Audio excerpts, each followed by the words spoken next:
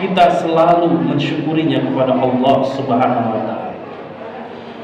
Mengapa masyarul muslimin rahimakumullah? Karena kekayaan yang paling hak dan hakiki adalah nikmat kesehatan di tubuh kita ini. Oleh karena itu masyarul muslimin rahimakumullah, janganlah sekali-kali kita kufur atas nikmat Allah. Nikmat Allah, rizki Allah tidak selalu berupa materi, tapi nikmat sehat kita, nikmat mata kita bisa melihat dengan jelas, nikmat penciuman kita bisa mencium dengan tenang, dan juga nikmat perasa dalam lidah kita. Itu adalah suatu nikmat yang Allah berikan, yang mana bahkan medis pun sampai saat ini belum bisa menciptakan nikmat penciuman dan nikmat perasa dan lain sebagainya. Semoga dengan penyampaian pada hari ini kita selalu menjadi hamba Allah yang selalu bersyukur atas segala nikmat yang telah Allah berikan kepada kita. Salawat dan salam selalu teriring kepada baginda Rasulullah sallallahu alaihi wasallam, fa huwa akhirul anbiya ursila ila hadhihi dunya litammima makarimal akhlaq. Selalulah kita berselawat kepada baginda Rasulullah sallallahu alaihi wasallam. Dia nabi yang terakhir, dialah pembawa agama ini, menyempurnakan agama-agama yang Allah turunkan ke dunia ini. Dengan kita selalu berselawat kepada baginda Rasulullah sallallahu alaihi wasallam, semoga yaumil akhir nanti Allah turunkan rahmatnya kepada kita dan juga berupa syafaat baginda Rasulullah sallallahu alaihi wasallam. Ma'asyiral muslimin rahimakumullah. Pada kesempatan Jumat yang mulia ini, khatib ingin menyampaikan dua perkara hal yang penting. Tidak lain, tidak pula kita ambil dari kisah-kisah sebelum kita hidup di dunia ini, yaitu dari kisah khalifah yang kedua dan khalifah yang ketiga. Dari khalifah yang keempat, yaitu Umar bin Khattab dan Ali bin Abi Thalib. Suatu ketika Umar bin Khattab didatangi oleh 3 orang pendeta Yahudi. Mereka ingin bertanya, memastikan, mengkonfirmasi bahwa ajaran yang dibawa Nabi Muhammad SAW apakah betul yang selama ini mereka dengarkan. Mereka adalah para ahli kitab yang mempercayai kitab Taurat, Injil. Ketika itu khalifah dipimpin oleh Umar bin Khattab radhiyallahu anhu. 3 pendeta tersebut bertanya kepada Umar bin Khattab beberapa perkara dan beberapa pertanyaan, yang mana akan kami sampaikan pada khutbah Jumat yang mulia ini. Hanya 2 perkara dan hanya 2 pertanyaan saja. Ketika itu Umar bin Khattab ditanya, "Mata ghuliqat abwabus sama?" Wahai Umar bin Khattab, khalifah Islam, kapankah pintu langit ini tertutup? Masyarul muslimin rahimakumullah. Begitu hebatnya Umar bin Khattab dan begitu bijaksananya ketika beliau belum bisa memaksimalkan jawaban dan memastikan jawaban yang sempurna kepada para pendeta tersebut, yang mana jaminannya nanti mereka akan masuk Islam, beriman kepada Allah dan Rasulnya.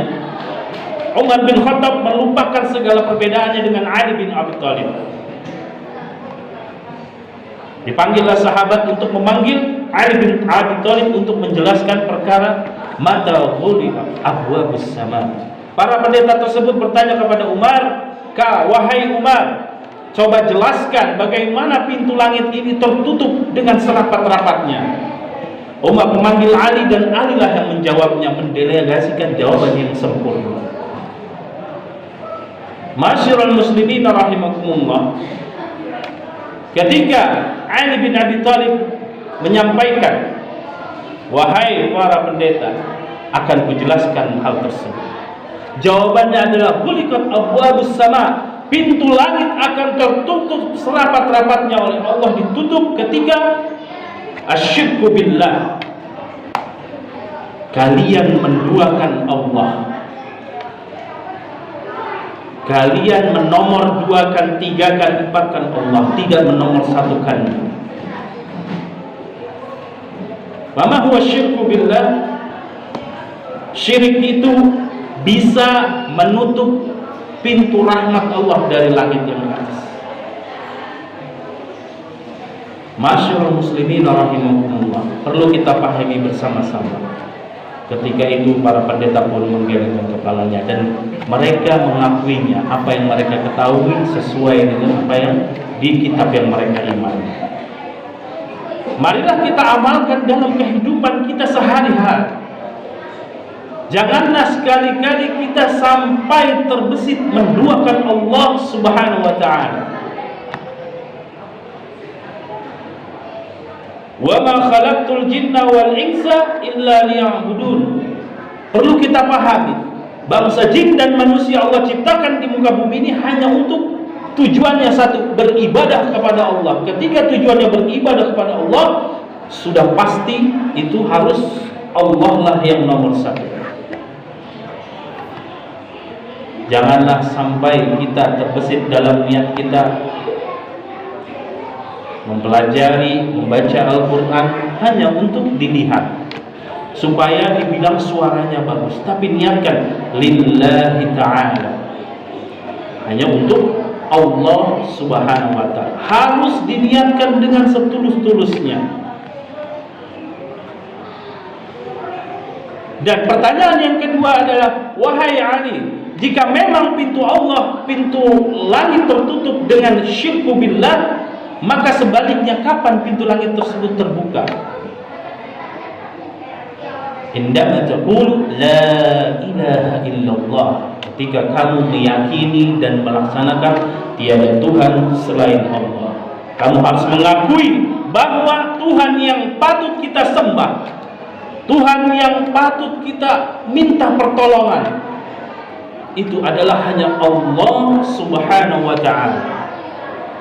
Masyarul muslimin rahimakumullah, tidaklah heran jika memang dalam kehidupan sehari-hari kita, dalam doa-doa kita kepada Allah, dalam permohonan kita kepada Allah, belum semua permohonan kita, permintaan kita Allah kabulkan ketika itu. Sudahkah kita bermuhasabah, mengintrospeksi diri kita sendiri? Sudahkah kita sholat tepat waktu? Ketika Allah berikan 24 jam dalam satu hari, Allah hanya meminta 5 waktu kita untuk sujud kepadanya di sholat wajib. Sudahkah kita memaksimalkan sholat fardu kita setelah sholat berzikir mengingat kepadanya tanpa rasa terburu-buru? Sudahkah kita memahami ma'asyiral muslimin rahimakumullah dalam bacaan sholat kita dan mengaplikasikannya dan mempraktekannya dalam kehidupan kita sehari-hari? Sebelum kita membaca surat Al-Fatihah setiap salat kita, di rakaat pertama kita baca inna sholati wa nusuki wa mahyaya wa mamati lillahi rabbil alamin. Sesungguhnya, kalau kita memahami artinya, sesungguhnya salatku, ibadahku, hidupku, matiku hanya untuk Allah Subhanahu wa ta'ala. Cobalah renungi dengan sedalam-dalamnya. Kalau kita sudah merenunginya, meresapinya, maka dalam kehidupan kita segala sesuatunya kita berbuat hanya untuk Allah Subhanahu wa ta'ala. Karena itu saling berkaitan. Asyirku billah, ketika kita sudah tidak menduakan Allah dan kita menggantungkan dalam diri kita la ilaha illallah, tiada Tuhan selain Allah, tiada Tuhan yang patut kita minta pertolongan kecuali Allah Subhanahu wa ta'ala, baru selebihnya wasilah perantara kita sebagai makhluk hidup. Satu contoh kami akan sampaikan yang mungkin bisa kita praktekkan dalam kehidupan sehari-hari. Pandemi COVID-19 belum selesai sampai saat ini. Mungkin virus corona itu adalah jundun min junudillah. Dia adalah makhluk Allah yang mungkin tentara Allah yang ingin menegur makhluk muka bumi ini, bahwa kita hidup di muka bumi ini ada yang punya, ada tempat kembali, yaitu kepada Allah Subhanahu wa ta'ala. Tanamkan dalam diri kita masing-masing, ma'asyiral muslimin rahimakumullah, Ketika tertimpa dalam diri kita sebuah musibah penyakit, gejala-gejala yang ada dalam diri kita, baik gejala flu, baik gejala sesak napas dan sebagainya, tanamkan dalam diri kita mulai hari ini. Sudahkah kita bertanya, la ilaha illallah, aku punya Tuhan yang patut aku sembah, yang patut aku minta pertolongan. Sudahkah kita ketika merasakan gejala demam, langsung kita ambil air wudhu dan sujud sholat dan minta ampun, minta pertolongan kepada Allah, lalu kita pergi ke apotik atau ke dokter? Itulah yang harus kita perbaiki pola hidup kita. Wa ma khalaqtul jinna wal insa illa liya'budun. Jadikan berobat kita dari ingin sembuh dari penyakit itu ibadah, itulah nilainya. Wa ma khalaqtul jinna wal insa illa liya'budun. Beribadah. Jadikan langkah kita keluar rumah mencari rizki, nafkah, menghidupi, membiayai keluarga kita dengan kalimat Bismillah, tawakkaltu 'ala Allah, la haula wala quwwata billah. Ketika kita lafazkan kalimat Bismillah dengan nama Allah, insya Allah nilai semuanya menjadi ibadah di mata Allah Subhanahu wa ta'ala. Ma'asyiral muslimin rahimakumullah, 2 poin yang ingin kami sampaikan. Selebihnya ada 6. Singkat cerita, para pendeta tersebut pun akhirnya masuk Islam, beriman kepada Allah, kecuali satu pendeta, dia selesai berdiskusi tentang Ashabul Kahfi, baru dia beriman kepada Allah dan Rasulullah.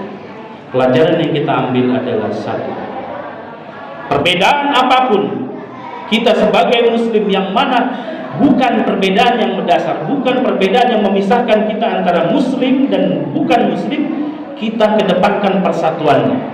Lihatlah bagaimana Umar bin Khattab dan juga Ali bin Abi Thalib. Mereka banyak berbeda pendapat dalam syariat Islam, tapi ketika Umar memimpin sebagai khalifah dan membutuhkannya untuk kemaslahatan umat, Ali bin Abi Thalib, sami'na wa ata'na, aku taat dan aku mengikuti. Begitu pula kita, Ma'asyiral muslimin rahimakumullah, ini zaman sudah kurang lebih zaman banyak fitnah. Apalagi dengan teknologi yang bertebaran begitu banyaknya hoax-hoax, filterisasilah. Carilah kesamaan dan kesatuan yang kita punya sebagai umat Islam. Jangan mau kita dipecah belah dengan berbagai isu dan kebohongan-kebohongan. Hikmah selanjutnya adalah yang pertama, asyirku billah. Janganlah sekali-kali kita menduakan Allah. Pertama, kita langsung nomor satukan Allah. Ingin kita mengajukan sesuatu, sajukanlah sesuatu, meminta kepada Allah. Ingin meminta jodoh, minta dulu kepada Allah, sujud dulu kepada Allah. Ingin minta kesembuhan, sholat dulu, sujud dulu, minta kepada Allah Subhanahu wa ta'ala. Ingin negeri ini aman, sudahkah rakyat Indonesia seluruhnya bangun 50% minimal sholat tahajud? Sudahkah rakyat Indonesia ingin lepas dari pandemi ini, sholat subuhnya sebagaimana sholat Jumat pada hari ini banyaknya dan membludaknya di masjid yang mulia ini? Usikum bitaqwa. Ma'asyiral muslimin rahimakumullah, barakallahu li wa lakum fil Qur'anil azim wa nafa'ani bima fihi minal ayati wa dzikril hakim. Aqulu qawli hadza wa astaghfirullah li wa lakum innahu huwal ghafur